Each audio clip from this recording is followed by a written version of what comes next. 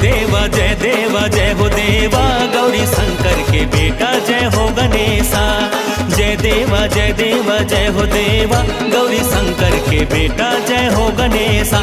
गौरी शंकर के बेटा जय हो गणेशा, गौरी शंकर के बेटा जय हो गणेशा, गौरी शंकर के बेटा जय हो गणेशा।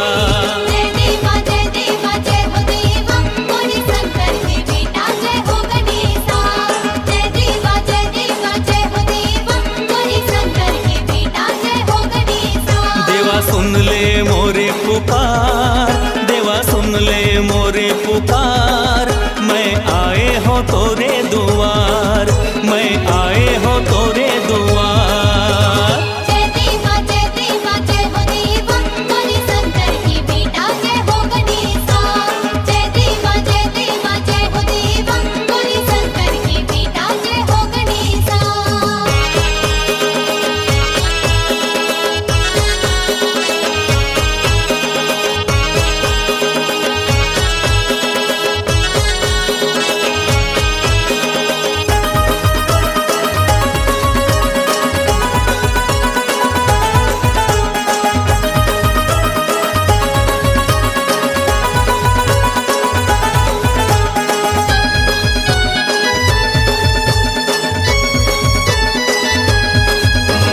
लंबा है सूड़ तोर पेट बड़ भारी, छोटे से मुसवा है तोरे सवारी। छोटे से मुसवा है तोरे सवारी, छोटे से मुसवा है तोरे सवारी।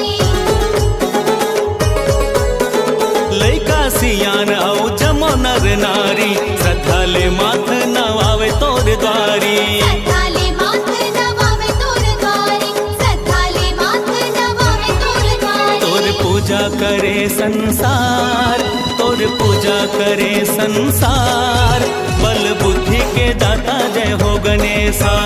जय देवा जय हो देवा, गौरी शंकर की बेटा जय हो गणेशा। जय देवा जय हो देवा, गौरी शंकर की बेटा जय हो गणेशा।